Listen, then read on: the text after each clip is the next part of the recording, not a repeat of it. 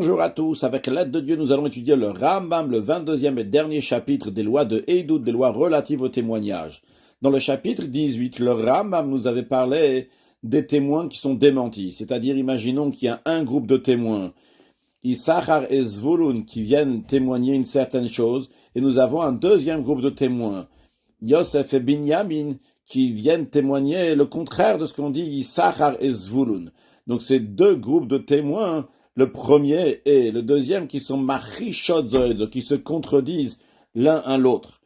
Alors on a dit, on laisse les choses telles qu'elles sont. On ne peut pas faire bouger les choses parce qu'on ne croit pas ni à Issachar et Zvulun, ni à Yosef et Binyamin, parce que c'est sûr qu'il y a un des deux groupes qui se trompe, un des deux groupes qui sont des menteurs. Maintenant, le Père Shnaim ve'esim alacha aleph, le Rav nous dit que shte kite eidim, deux groupes de témoins, machishot zoedzo, qui se contredisent.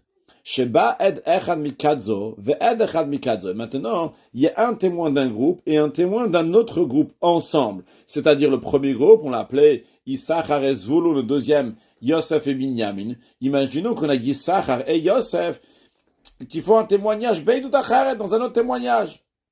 Eh bien, en kan Eidut, il n'y a pas de témoignage ici.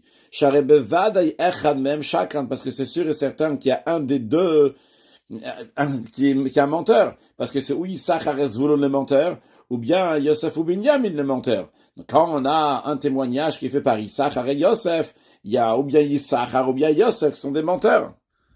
Donc, Sharebevaday echad même chacun, ve'en yadou am yu mishlem, on ne sait pas c'est qui des deux qui est le menteur. Donc, il n'y a pas deux témoins, il y a un témoin, mais on ne peut pas faire quelque chose avec un témoin, il faut qu'il y ait deux témoins. Maintenant, si ba kadzo bifne atma, ou ba kadzo bifne atma, ve'ide idut acheret. Si chaque groupe est venu faire un témoignage sur quelque chose d'autre, c'est-à-dire, en effet, ils sont contredits sur un certain fait. Issachar et Zvulun disent que ça s'est passé comme ça, et Yosef et Binyamin disent jamais de la vie, c'est pas passé comme ça. Ok, très bien, donc ils se sont contredits. C'est sûr qu'il y a un groupe qui est menteur, mais uniquement dans le cas qu'on vient de voir avant, lorsqu'il y a eu un shidduch, un mariage entre les deux groupes, c'est-à-dire que Issachar du premier groupe et Yosef du deuxième groupe, à ce moment-là, on dit qu'on ne peut pas faire un témoignage parce qu'il y a un qui est menteur. Mais si chacun vient à part pour témoigner quelque chose d'autre, qui n'a aucun rapport, Yosef et Binyamin, ils sont venus pour témoigner un certain sujet, Issachar et Zvulun viennent pour témoigner d'un d'autres sujets, eh bien, mais chaque groupe, seul, on va les accepter, on va écouter leurs déclarations, leurs témoignages au tribunal, parce que on les maintient, becheskat kashut, on présume qu'ils sont kasher, halachabet. Reuven sheotzi al Shimon shneshtarot. Reuven, il sort un titre de créance contre Shimon, et il dit à Shimon, tu me dois tant et tant. Dans le premier document, il y a écrit Echad bemane. Dans le premier document, il y a écrit que Shimon, il doit à Reuven 100 zouz, donc c'est un mané. Echad bemataim. Dans le deuxième document, il y a écrit que Shimon, il doit à Reuven 200 zouz. Donc, en autre mot, Reuven, il demande 300 zouz à Shimon, donc pour deux titres de créance. Vekafar Shimon bishne ashtarot. Et Shimon, il dit, il nie totalement, il dit, ces deux titres de créance-là, c'est rien du tout, jamais de la vie, je te dois rien du tout. Et les témoins qui sont signés sur un des titres de créance, c'est kat achat meot amashtaim. C'est un des deux groupes chez Chishu Zoedzo qui sont démentis, qui sont contredits. Et les témoins du deuxième document, c'est le deuxième groupe, c'est-à-dire, imaginons que dans le premier document qu'il a sorti, dans lequel il y a écrit qu'il lui doit 100 zouz, là-bas sont signés Issachar et Zvulun. Dans le deuxième document dans lequel il y a écrit qu'il doit 200 zouz, c'est Yosef et Binyamin qui ont signé là-bas. Donc, on se demande, quel est de ces deux documents-là, il est kasher? Eh bien, Shimon meshalem mané. Shimon, il aura quand même l'obligation de rembourser à Reuven un mané, 100 zouz. Donc, le moins, c'est pas, on va pas le dire qu'il doit donner 200 plus 100, mais au moins 100. Pourquoi? Shiyad ba'al ashtar ala tartana. On dit que le titulaire du titre de créance, donc c'est-à-dire Reuven, il est en position de désavantage. On lui dit que, c'est sûr, un de tes deux titres de créance est caduque parce que il n'y a pas de témoins. Il y a des témoins seulement sur l'un, mais pas sur l'autre. On ne sait pas maintenant c'est lequel. On ne sait pas si c'est Issachar et Zvulun qui disent la vérité ou si Yosef ou Binyamin. Mais en tous les cas, une chose est sûre, qu'il y a un des deux qui disent la vérité. Mais non, on ne sait pas c'est lequel. Donc, au moins, il lui doit 100 ouz, veishav alachar, et après que Shimon va donner 100 ouz, il va jurer sur le reste, c'est-à-dire jurer sur les 200 autres ouz, en disant que je te dois pas du tout, parce qu'encore une fois, Reuven il a demandé à Shimon 300 ouz, et Shimon dit que je te dois rien du tout. Concrètement, il y a des témoins au moins sur 100 ouz, alors il va devoir donner 100 ouz sur le reste, il dit que je te dois pas. Donc il doit jurer sur le descend qu'il ne doit pas. Le Ram dit, il me semble, chez Shvuazo, chez Isha, Valachar, que ce serment que Shimon va faire sur les 200 ouz qui restent, en disant qu'il ne doit pas, il va faire ce serment-là, bin kita trefetz, en tenant un objet saint, donc un rouleau de Torah, qui est dit, comme la loi de celui qui admet partiellement la réclamation qui lui est faite. Ici aussi, il y a une réclamation qui lui est faite de 300, et il y a, si on peut dire, Shimon qui dit qu'il doit seulement 100, bien que c'est pas le cas, il n'a pas dit qu'il doit 100, il dit qu'il doit rien du tout. Mais il y a deux témoins qui sont aptes à témoigner, qui témoignent au moins une partie de l'argent. Lui, il a nié les 300, mais il y a une partie des témoins qui disent que 100 il lui doit. Quand on dit ils disent, c'est que sur les documents, on dit on fait confiance à ce témoin-là. Ah, et a priori, c'est pas un modèle de mitzvah. Dans la Torah, il est dit que quand Reuven vient chez Shimon, il lui dit tu me dois 300 et Shimon dit je dois seulement 100. À ce moment-là, il y a une chevaux, il y a un serment qui doit être fait pour le modèle de mitzvah. Ici, il n'est pas modèle de mitzvah. C'est les témoins qui font qu'il va devoir donner les 100 et donc il l'admet entre guillemets qu'il doit 100. C'est pas lui, c'est les témoins qui ont fait ça. Le Rambam dit non, velotio dayat piv dola me'adat edim. Le fait que quelqu'un, il l'avoue donc par lui-même, ça va pas avoir un plus grand poids que des témoins. Lorsqu'il y a des témoins qui témoignent, c'est plus fort. Donc si déjà, lorsque quelqu'un, il admet partiellement par lui-même qu'il doit 100 et qu'il doit pas 300, on dit tu dois jurer sur le reste, donc à plus forte raison, lorsque c'est des témoins qui viennent, que les témoins ils pèsent plus, ils ont plus de force qu'un aveu personnel, c'est sûr et certain que là, il devra jurer pour la suite, que Moshe Be'an, comme on l'a expliqué dans les lois de Tohen Venitan. Halacha Gimel. Hotzi Reuven Shtar al Levi. Reuven, il sort un titre de créance sur Lévi en lui disant, tu me dois tant et tant d'argent. Ve'edav kat achat mishtem. Et les témoins qui sont sur ce titre de créance-là, c'est un des deux groupes qui se sont contredits. On va dire donc c'est Yissachar et Zvulun. Puis, ve'otzi Shimon shtar shenia Lévi. Nous avons une autre personne qui s'appelle Shimon, qui va chez la même personne qui s'appelle Lévi, et il lui dit, voilà, tu me dois de l'argent, regarde ici sur ce titre de créance, il y a écrit comme ça. Les témoins qui sont sur le deuxième document que Lévi reçoit, donc de la part de Shimon. Le premier, Lévi l'a reçu de la part de Reuven, le deuxième, il reçoit de la part de Shimon. Et c'est le deuxième groupe de témoins, c'est-à-dire c'est Yosef et Binyamin. Donc encore une fois, on est ici dans une situation dans laquelle on dit, on ne sait pas à qui faire confiance. Est-ce qu'on peut faire confiance à Issachar et Zvulun ou bien à Yosef et Binyamin? Mais ici, la différence des cas précédents, c'est deux personnes différentes qui viennent chez Lévi et lui disent, tu dois me donner de l'argent, voilà, il y a un titre de créance.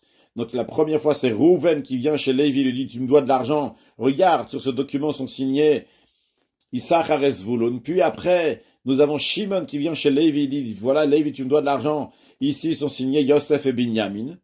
Lévi kafar bishtem. En ce qui concerne Lévi, lui, il dit les deux sont faux. Je dois de l'argent ni à Reuven ni à Shimon. Ces deux titres de créance sont faux. Eh bien, Reuven nishba venotel.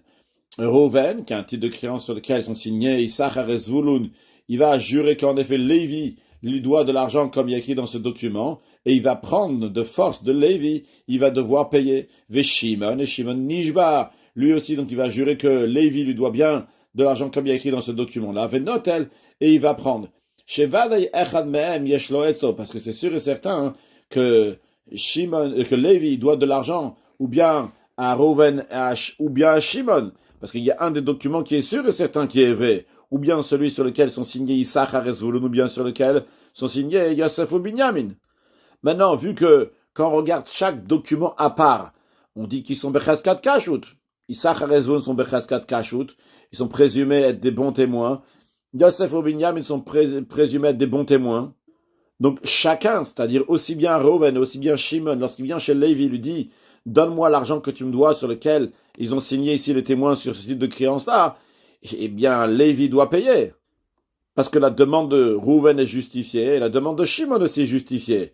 Ou Shvuazo, ce serment-là, Betakanat Chachamim, c'était institué par les sages qui din chenvan et alpin kaso, c'est-à-dire la loi de l'épicier littéralement sur son cahier, donc sur ce qui est écrit dans son cahier, c'est-à-dire dans un cas où on a un patron, il a des employés, et le patron, il dit à son employé, va prendre de l'argent chez l'épicier, il va te donner, il va te payer, car en général, chez l'épicier, il a toujours donc de l'argent. Donc, ici, donc le propriétaire, le patron, il fait confiance aussi bien à l'épicier et aussi bien à son employé, et finalement, après, il s'avère que l'épicier, il dit, j'ai donné, et l'employé, il dit, moi, j'ai jamais reçu. Donc, c'est sûr qu'il y a un menteur ici, ou bien l'épicier, il a donné ou il n'a pas donné. Il y a l'employé, il a reçu, il n'a pas reçu. Pourtant, l'épicier, il dit, j'ai donné, et l'employé, il dit, je n'ai pas reçu. Eh bien, la loi, elle est que le patron, il doit payer les deux, aussi bien l'épicier et aussi bien l'employé. Mais les deux, ils doivent jurer. C'est-à-dire, le principe, c'est quoi? C'est que le patron, il fait confiance à l'épicier. Le patron, il fait confiance à l'employé. Vu qu'il fait confiance aux deux, alors il doit payer les deux. Juste, il faut que les deux vont faire un serment. Alors, de la même manière qu'ici, ce que l'épicier, il demande au patron, c'est justifié. Ce que l'employé, il demande au patron, c'est justifié. On dit, pour qu'ils vont recevoir, ils vont faire un serment. De la même chose aussi ici. Ce que Rouven, il demande à Lévi, c'est justifié. Ce que Shimon demande à Lévi, c'est justifié. Il faut juste que chacun d'eux va faire un serment, il va prendre. Ce serment, d'ailleurs, s'appelle Shvuat HaMishnah. Donc, c'est pas le serment de Modé de Mitzat qu'on a vu dans la halakha précédente, qui est un serment biblique, mais c'est un serment rabbinique. Mais il est aussi strict que celui de la Torah, il est aussi fait avec Nikitat Trafetz en tenant un Sefer Torah. Halakha Dalet, Otzi Rouven Shtar al Shimon. Maintenant, nous avons un cas dans lequel Rouven, lui seul, il fait sortir un document, un titre de créance que Shimon lui doit de l'argent. Ve'idav Katachat même, et les témoins de ce document, c'est Issachar et Zvulun. Ve'otzi Shtar Sheni al Levi et Rouven, lui aussi, donc celui qui fait sortir donc un deuxième titre de créance sur Lévi, Ve'idav Katashnia, et les témoins sont le deuxième groupe, donc c'est Yosef et Binyamin. Donc contrairement à ce que nous avons vu dans Halakha Gimel, dans lequel nous avons deux personnes différentes qui viennent chez Lévi. Une personne qui est Rouven, une personne qui est Shimon. Les deux, ils viennent avec un titre de créance chez Lévi. Ici, nous avons la même personne. C'est Rouven lui-même. Donc il y a les deux titres de créance. Un dans lequel il dit que Shimon lui doit l'argent, dans l'autre que Lévi lui doit l'argent, et dans le premier, dans celui de Shimon, c'est Issachar et Zvulun, dans le deuxième, c'est Yosef et Binyamin. Mais non, Vecholechal même Kafabo, chacun d'eux, aussi bien Shimon, aussi bien Lévi, il nie à Rouven, il dit je te dois rien. Eh bien, Mot, c'est Mechavero à la varaille, celui qui veut faire sortir de l'argent de l'autre, c'est Rouven qui veut faire sortir de l'argent de Shimon ou de Lévi, c'est à lui de ramener une preuve. Ou il vient Rouven, Yachol Kayem Echad Mishteshtarot, parce que Rouven, il ne peut pas authentifier un des deux documents, dire c'est Issachar Zvulun les vrais ou bien Yosef ou Binyamin, qu'on va l'expliquer dans quelques instants. Arekosh Tabem Kecheres. Donc, chaque document, il est considéré comme un tesson, comme de la terre, comme rien du tout. Shna Nitani, les deux défendeurs, c'est-à-dire Shimon et Lévi qui disent à Rouven qu'il ne doit rien, Nishba Ines, il doit faire un serment d'incitation, c'est-à-dire un serment qui a été institué par les sages, mais qui n'est pas aussi strict que le Shvuat HaMishnah. C'est-à-dire que d'après la Torah, lorsque Rouven vient chez Shimon et lui dit tu me dois 100 euros, et Shimon lui dit je te dois rien du tout, eh bien Rouven il repart les mains vides. Mais les sages ont institué que si Rouven vient chez Shimon et lui dit tu me dois 100 euros, Shimon va devoir faire un serment de Hesed, littéralement d'incitation, de jurer qu'il ne doit rien du tout. Ce qui est le cas ici, vu que Shimon et Lévi disent à Rouven on te doit rien du tout, eh bien il doit faire ce serment-là, Veniftar, ils vont être exemptés de payer quoi que ce soit. Mais, Medvarim Amorim, dans quel cas ça s'applique que Rouven ne peut pas utiliser le document vers Shimon et Rouven ne peut pas utiliser le document vers Lévi, c'est Besheba ou Shtakitotlaïka Achad. C'est-à-dire si les deux ils sont venus témoigner en même temps. Quand on dit qu'ils sont venus témoigner en même temps, c'est-à-dire que les deux documents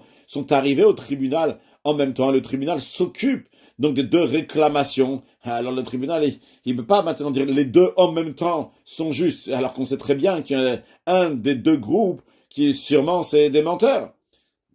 Aval, mais dans un cas que la motzishtar chez Yeshbo Edud Katachat Mishtem, mais celui qui vient au tribunal avec un seul document dans lequel il y a juste Issachar et Zvulun, bien un autre document dans lequel il y a que Yosef et Binyamin, il pourra encaisser avec ce document, parce que chaque groupe seul, il est considéré bechaskat kashut, on présume qu'il est kasher, qui peut témoigner.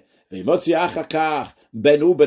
après ça, que ce soit lui, le même prêteur, c'est-à-dire Rouven à nouveau sort avec un autre document dans lequel un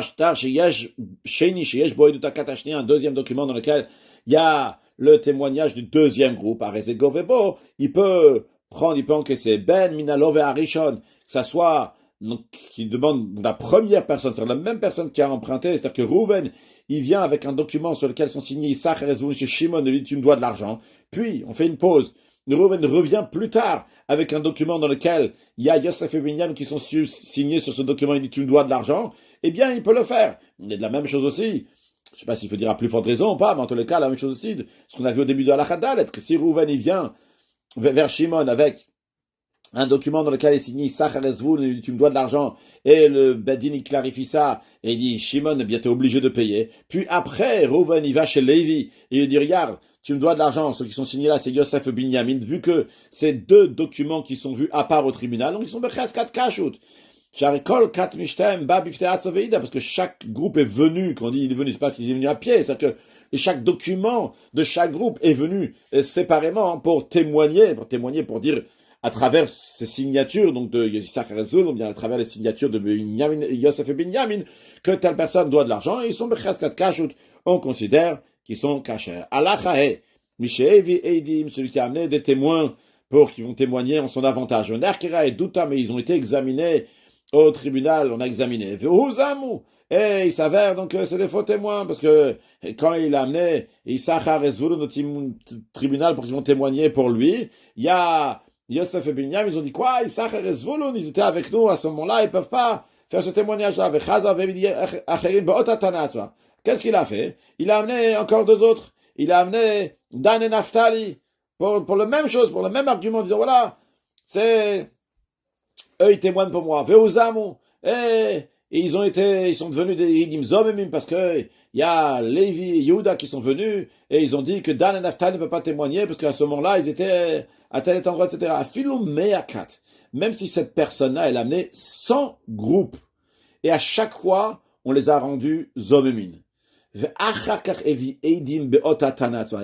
il a amené un 101e groupe de témoins, encore deux témoins, pour le même argument, pour la même histoire. Et il s'avère que le témoignage, donc ce dernier groupe-là, en effet, il est juste, il est exact. Eh bien, Dan Alpiem, le tribunal, va juger basé sur le témoignage de ce dernier groupe. Et bien que cette personne-là, qui a amené à chaque fois ces témoins-là, avec le même argument et dire qu'ils vont nous témoigner, lui, il est présumé amener des témoins qui sont menteurs. Mais